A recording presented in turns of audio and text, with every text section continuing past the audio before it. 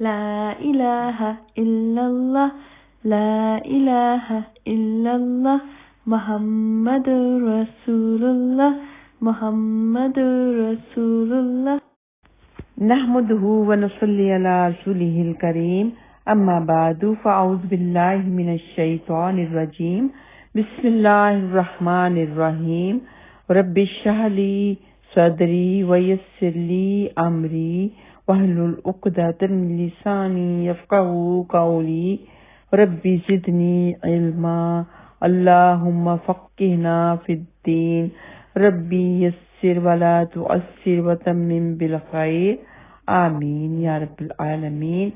السلام علیکم ورحمۃ اللہ وبرکاتہ۔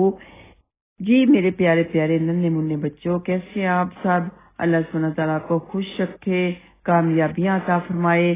تو میرے پیارے بچوں، آج کی اچھی بات ہماری یہ ہے کہ کسی کو ہم نے جب تھینک یو کہنا ہے، کسی نے ہم پر احسان کیا، کوئی اچھا کام کیا ہمارے لیے، ہم اس سے خوش ہوئے، کوئی آپ کے ساتھ نیکی کرتا ہے، کوئی آپ کو کھانا دیتا ہے، کچھ بھی کوئی آپ کے ساتھ اچھا کرتا ہے، تو جواب میں آپ لوگ کہتے ہیں نا تھینک یو، شکریہ۔ تو یہ کہنا بھی گناہ کی بات نہیں ہے، لیکن مسلمان لوگ کیا کہتے ہیں اس کے بدلے میں؟ جزاک اللہ خیرن۔ ٹھیک ہے، اگر فیمیل ہے تو جزاک اللہ خیرن، اگر میل ہے تو جزاک اللہ خیرن، اگر بہت سے لوگ ہیں، 2 سے زیادہ لوگ ہیں، 1 سے زیادہ لوگ ہیں تو جزاکم اللہ خیرن، یہ آپ نے کہنا ہے۔ جزاکم اللہ خیر بھی کہہ لیں تو ٹھیک ہے، لیکن خیران کا مطلب ہوتا ہے کہ بہت ہی زیادہ کثرت سے جزاک اللہ، کثرت سے آپ کا بہت زیادہ شکریہ۔ تو جب آپ جواب میں یہ کہتے ہیں جزاک اللہ خیرن، جزاکم اللہ خیرن، تو آپ گویا کہ اس کے احسان کا حق ادا کر دیتے ہیں، اور جو انسان کا شکر گزار ہوتا ہے وہ اللہ سبحانہ تعالیٰ کا بھی شکر گزار ہوتا ہے۔ اللہ سبحانہ تعالیٰ کو یہ عمل بہت ہی پسند ہے کہ آپ جواب میں کہیں جزاکم اللہ خیرن یا جزاکم اللہ خیر یا جزاک اللہ خیر، جزاک اللہ خیرن۔ ایون کہ کوئی آپ کو پانی کا گلاس بھی دیتا ہے، کوئی آپ کو پانی کی بوتل بھی دیتا ہے، تو جواب میں آپ کہیں جزاک اللہ خیر۔ کیونکہ بچوں کا دماغ بہت ہی تیز ہوتا ہے، تو آپ پین پیپر لیں اور لکھ لیں کہ میل ہے تو جزاک اللہ خیر یا جزاک اللہ خیرن، اگر فیمیل ہے تو جزاک اللہ خیر یا جزاک اللہ خیرن، اگر 1 سے 2 لوگ ہیں، 1 سے زیادہ لوگ ہیں اور فیمیل میل مل کے ہی ہیں، کوئی فیمیل ہے کوئی میل ہے، کچھ بھی ہے، تو پھر آپ نے یہ جزاک اللہ یا جزاک اللہ نہیں کہنا، پھر آپ نے کہنا ہے جزاکم اللہ خیرن یا جزاکم اللہ خیر۔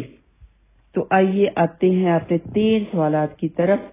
پہلا سوال ہے میرے پیارے بچوں کہ حضرت جبرائیل علیہ السلام کون ہیں؟ اس کا جواب یہ ہے کہ وہ فرشتے ہیں، اللہ سبحانہ تعالیٰ کے جو مقربین فرشتے ہیں، خاص فرشتے ہیں، ان فرشتوں میں سے وہ ایک فرشتے ہیں۔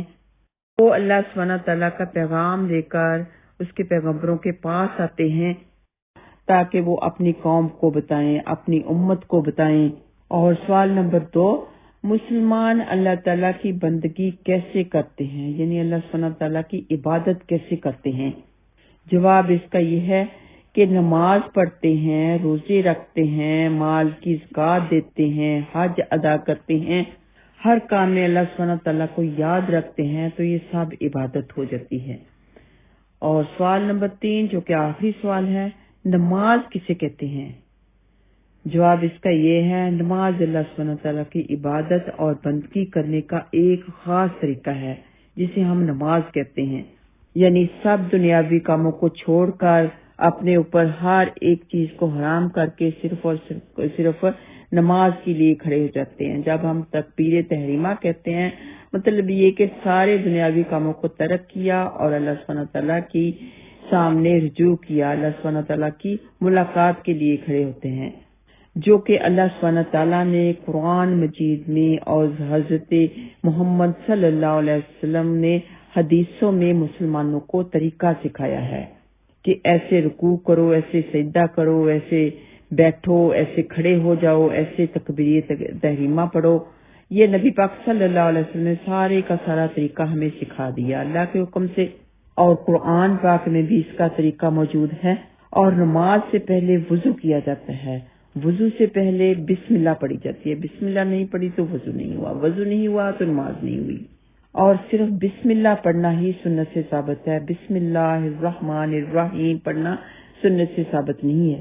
اور ہمارا کام ہے کہ سنت پر ہم عمل کریں. اللہ سبحانہ تعالیٰ آپ سب کو اپنے حفظ و امان میں رکھے. وآخر دعوانا ان الحمدللہ رب العالمین. السلام علیکم ورحمۃ اللہ وبرکاتہ.